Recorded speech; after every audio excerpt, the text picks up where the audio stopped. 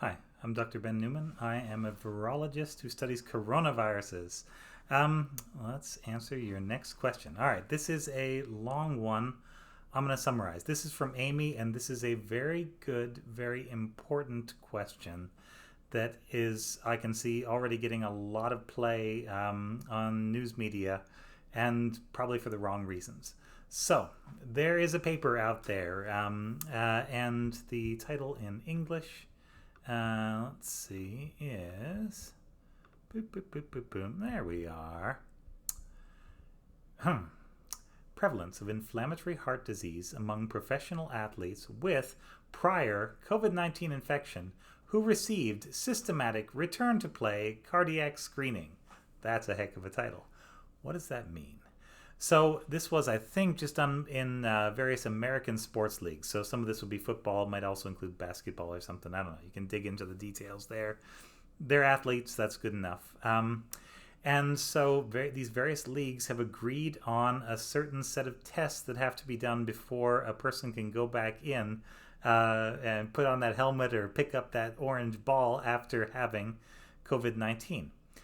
And basically the question from that Amy's asking is, are they doing the right tests? So in this one, they find that it was 5 out of 700 and some appeared to have some evidence of disruption to the heart after, which is very low compared to some other studies that showed that almost everybody ends up with some damage to the heart after COVID-19, whether you have mild or even asymptomatic infection with SARS-CoV-2.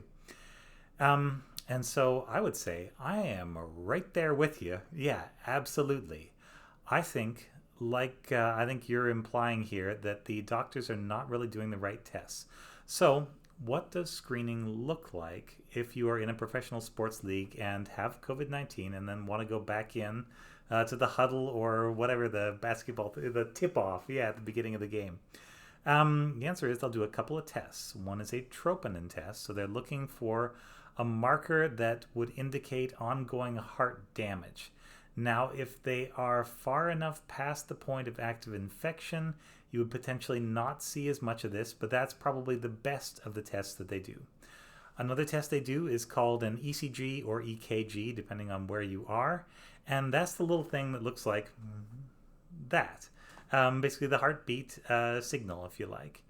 That is something you can measure reasonably well on an Apple Watch. So we're talking real low tech, and it's basically showing you, is the heart beating with something like a normal beat?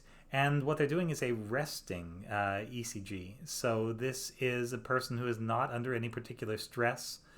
And oftentimes damage is only going to show up when you have potentially, when you have them on a treadmill or something like that. That's a better way to do it, and a more careful way that I think specialists tend to do this.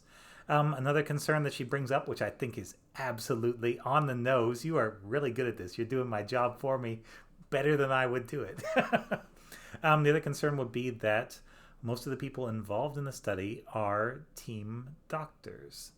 So to be a team doctor does not necessarily mean you are a heart specialist. In fact, it would mean you are much more likely to be some kind of sports medicine specialist in general, or maybe just a general practitioner.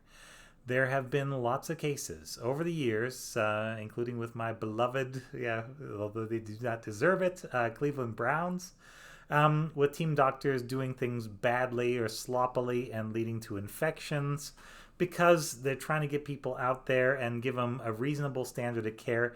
It's a step above battlefield medicine if they do it right, and a big step below proper hospital with a specialist medicine. So, what's the difference between this study and previous studies which found a lot of heart disease? Well, the previous studies were a lot more careful and a lot more detailed and were done by specialists, as Amy has correctly intuited. So one of those that I like a lot, that appears to be quite careful, at least as far as a non-cardiovascular specialist like myself can read it, is this one, from Outcomes of Cardiovascular Magnetic Resonance Imaging, MRI, in patients recently recovered from coronavirus disease 2019. Oh, sorry. The other thing that the sports doctors did was basically an ultrasound of the heart, which, if you've seen an ultrasound of the baby, they kind of look like a baby, a little two-dimensional, and you can see if stuff's sort of moving around, but it is not ultra precise or high resolution. What it is cheap, quick, and fast, as are all of these tests. One's a quick ELISA, and yeah, the other two are fairly low tech, honestly. They're things that you could do in a locker room.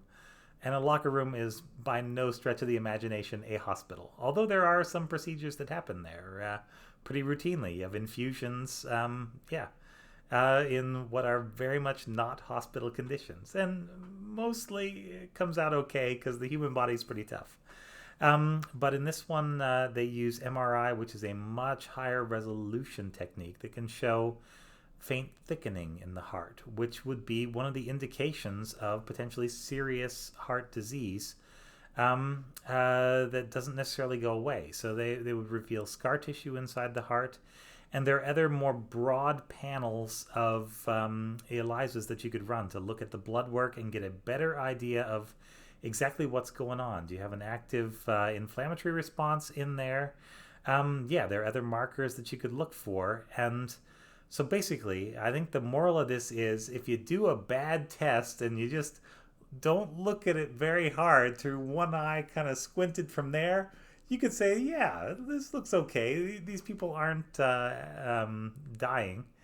But if you do more careful tests, when the more careful tests have been done, they show a lot more damage. And I think those are, well, I know those are more accurate. Those are proper state-of-the-art tests, not, 1980 state-of-the-art tests, which I think the football screening tends to be. So, I think this isn't junk science, but it's not that far removed from it, and I think it's not careful, and I think there is a risk that people will blow this out of proportion because of a thing called confirmation bias, where if they already thought, you got to get out there and tough it out and walk off that COVID, then this is a study that sort of echoes with what's already going on in those people's minds, and they're going to pick this up and say, see, I told you so, and they're not going to read those other more careful studies, which actually get a lot closer to the truth. So, Amy, I think you absolutely nailed this one. I think it is not a good study, and it does not change my understanding of the impact of COVID-19 on the heart or any other part of the body. It just reinforces my opinion of, the kind of medicine that you can do inside of a locker room with a team doctor, which is, a few steps below what you'd get outside of that locker room, I think. So there we go. Thanks very much for bringing a really interesting, controversial, and kind of stupid paper to my attention. And best wishes out there. Hopefully this gives you something that you can use as a counterpoint if somebody is coming along and citing this as evidence that you should get over it and take your mask off and breathe in some COVID, because that's still a really bad idea. Thanks very much. This has been Ask Dr. Ben.